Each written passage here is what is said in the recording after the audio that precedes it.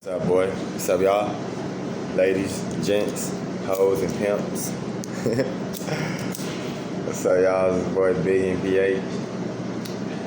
The Away Team podcast. You know what I'm saying? The Away Team.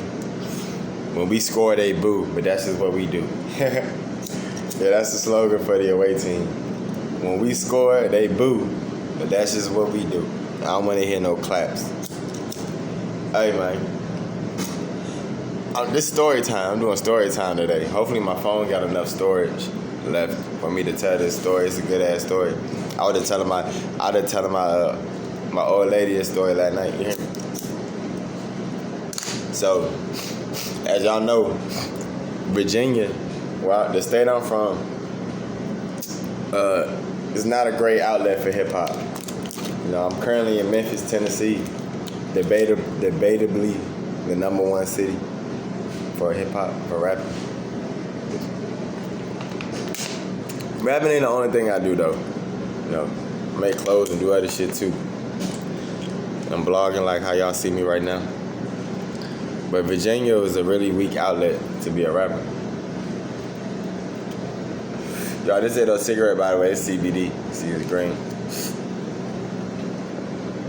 Alright, so Virginia not the best outlet to be a rapper. But in my city, we actually had the biggest rapper in the state.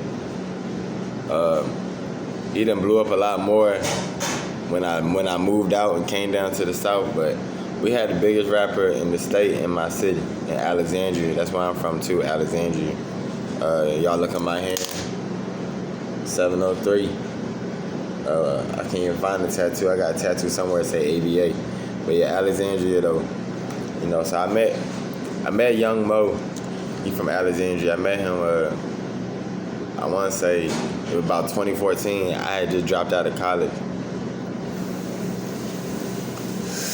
And I was on the west side, my nigga Polo Mike. It's a true story too. Polo was right there with me. Y'all think I'm lying? One of y'all go tag, it might be Roster Boy Polo or Polo Mike, Facebook, Instagram, all that. He can vouch for this story. I ain't lying by name. So, I'm on the west side in Alexandria. I'm from uptown, right? I'm not from the west side. My nigga, my best friend from Alexandria, he from the west side. So when I used to have to go kick it with him, I used to go either drive. I think at that time I had a car. I think I had a car by then. I used to drive over to the west side from my folks' house. And I think actually at that time I was living with Mike on the west side. So at that time I was living on the west side. I seen Young Moe outside these apartments. We on the west side. So I'm just fresh out of college, dropping out of college. I probably done recorded like 1 or 2 songs in college. You know, I started rapping like a year before that. I did like 1 or 2 songs in college. But you know, it was hard for me to take it serious, you know, balancing that out and schoolwork. And so I get out of college and I meet Young Moe. I want to say like July 2014. This is probably right before I started recording. It's like June, July. So I walk up to him, right? Now I don't know groupie shit. Now I don't know trying to get an autograph. Now I don't know trying to take a picture. And I don't know. Didn't even ask for a feature. Nothing. You know what I'm saying? Nothing like that. Not trying to get signed. Not trying to ask him to get me in the studio with Fat Trail or nothing. None of that. I ain't asked for none of that shit. You know. I always had the mentality I was going to carry this shit. You know what I'm saying? Pretty much by myself. But I did want to ask what was a good studio for me to go to. I knew he knew that. You know what I'm saying? He done put out some good music and shit. And I remember the story. I remember this shit like yesterday because I remember I asked him about the studio time, and he said in response, I said, "Man, what's the studio I can go to, man? What's the studio? Give me a studio." So he say DMV Studios. So at that moment, you know, the part of Virginia I'm from is called the DMV. Because you can get to Maryland and DC in like 5-10 minutes from Alexandria.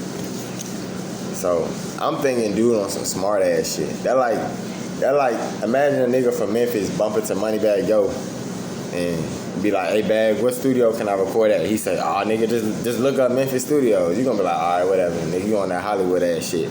That's what I thought Cub was on. So I see this nigga like, I wanna say like between 5 to 10 more times between 2014 and 2016 in passing. I move kind of like to the west side, you know what I'm saying? I move over to the west side 2014. So I'm like living on the border, like Alexandria, Fairfax, and Arlington. Like I'm over by Skyline. If y'all from Virginia, y'all know Skyline Apartments. Y'all know what I'm talking about. I'm living over Skyline. So I see Cuz like every few months. I'm bumping to this man. But in my head, I'm still thinking about that conversation we had in 2014. And I'm thinking Cub was on some Hollywood dickhead ass shit, right? So I'm like, fuck it. You know, I ain't finna even add nigga. At this point, I actually got songs and shit. I'm starting to drop videos. You know, I'm starting to build a little platform, trying to build a little platform for myself. So at this point, you know, the smart thing for me to do would be to go to Cuz and try to lock in. Hey man, let's do a song together, or check this out, or whatever. You know what I'm saying? That'd have been the smart thing to do. And the moral of this story is show you that even though we in a hateful generation, everybody not against you. You know what I'm saying? That's the moral of this story. So 2 years go by. I see them, man, plenty of times. Don't reach out for no feature, nothing. Don't holler at them. Don't talk to them, nothing. Because I'm still stuck on that combo we had where I'm thinking he be in Hollywood. So I want to say, me and this engineer had kind of got into it. I paid the nigga about $400-500. Dre the drummer.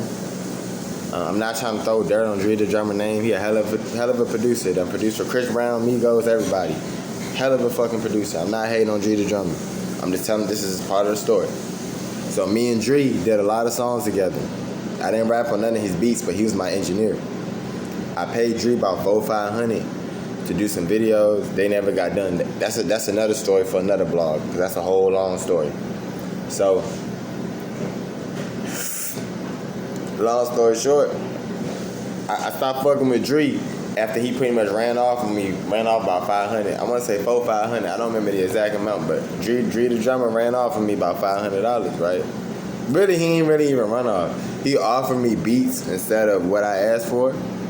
And me being young and so hot-headed and so closed-minded, I rejected his beats. Now, this is a nigga who made beats for Migos, Chris Brown, French Montana, anybody you could think of. So the 29-year-old Miles, if he had a time machine, he would have took them beats.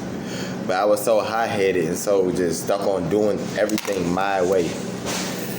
I wasn't open-minded at all. So at this point, I'm looking for a new engineer. Me and Cousin got into it about this money, so I'm not working with him no more.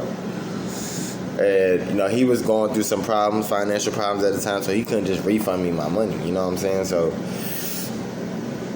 you know, we get into it. So I'm not fucking with Dre no more at that time, right? Which, by the way, shout out to Dre the drummer. I got none but love for you, nigga. That shit's so old. I have no beef with you, bro.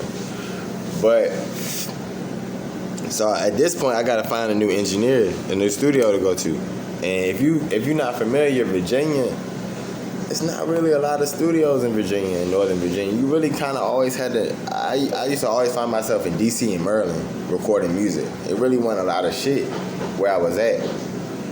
So, after me and Dre fall out, I'm like, damn, I gotta find a new studio in Virginia, so nigga ain't gotta keep driving to D.C. and shit, right? I think at that time my license was suspended. I had a lot going on, so I couldn't just keep fucking off, driving off in D.C. and Maryland and shit. So I say, fuck it, man. I go on Google one day, and I just look up studios, and I think I put in the zip code. Scrolling down the list, and lo and fucking behold, guess what the name of one of the fucking studios was, y'all? DMV Studios. That was the name. It was in Woodbridge. It was a good ass studio. Actually, if y'all remember anything about DMV Studios, that's where Slim Tristan shot. Rest in peace, Slim Tristan. That's actually where he got killed. He got killed right outside of DMV Studios. That's a DC artist that was beefing with Light Show. I met Light Show too. I met Light Show out in DC. But that was a DC artist that was beefing with Light Show. He got killed at DMV Studios. I don't know what the fuck happened, what was going on with that situation. I just heard about it when it happened. But lo and behold, Young Moe was not being Hollywood. He was not being an asshole, a dickhead, nothing like that. Nothing but love for Young Moe. Whatever's going on with these allegations from Aunt Glizzy, I'm going to stay outside of that shit because I'm from Virginia. I got to back us up. Even though I'm not supportive of that video, but we ain't going to talk about that. That had nothing to do with this story. Yeah, Young Moe was a cool nigga, man. He was just telling me a studio to go to. And I think at that time in my life, I had so many folks just against the nigga, bro. It almost felt like, you know, I don't know. It was like, I don't want to say I was just constantly reaching for shit. Because I wouldn't say I was reaching for shit. But I'm going to say, taking self-accountability, I just felt like at that time in my life, you know, my grandpa just kicked me out of the house, so I'm living with my homeboy. I'm pretty much homeless. My mom pulled me out of college, right? Nobody believing in me in this music shit. I'm in Virginia, the worst state to rapping. I'm doing shows in DC. They acting pretty stale and shit when I'm rapping, and I know these songs are good songs, right? So at that time, I think my mind was just in a space of feeling like it was like I was on some Tupac, me against the world shit. And I think that's why when he said what he said to me, instead of me doing the right thing and doing some research right then and there and just being like, damn, it might be a studio called DMV Studios, I was thinking, cuz was on his little Hollywood, you know, he done got some fame now, so he on some Hollywood shit. So that's my Young Moe story. Me and Young Moe never did music. I'm not fortune teller. I don't know everything in the world, but I do know this. Even though cuz was buzzing at that time and I wasn't, it probably would have been my music was always good. From 2014 to now, my music always been good. I feel like we probably could have made some hits, a tape, an EP, dropped a vid, anything. All that possibly could have happened between 2014 and 2016. But because I was secretly beefing with cuz, it never happened. And I say that to say, make sure you read people correctly. Like, read people all the way through in their music shit, because not everybody with you, and also not everybody against you. You know what I'm saying? But when I met him, he was cool, man. And every artist from the DMV I met has been cool. Every big one. He was cool. Fat Trail was cool. Light Show was cool. I never met Wale. Well, nah, I kind of met Wale. I gave Wale a t-shirt when I was 18. But I never got to face-to-face meet Wale. And Shy Glizzy, I never met Shy Glizzy. And I feel like if that Yo Gotti situation with the chain snatching never happened, I probably would have met Glizzy. Because he would have got signed out here. But everybody know about that story. So everybody I met from my area, from DMV, they was all cool. They was all down to earth, humble. When I met them, nobody was acting big headed, including Young Moe. So that's my story, man, of my 2-year invisible beef with another nigga from my same city. That was just dumb. We all need to come together and get some money. That's what it's about. MPH, the away team, when I score, they boo. But that's just what I do.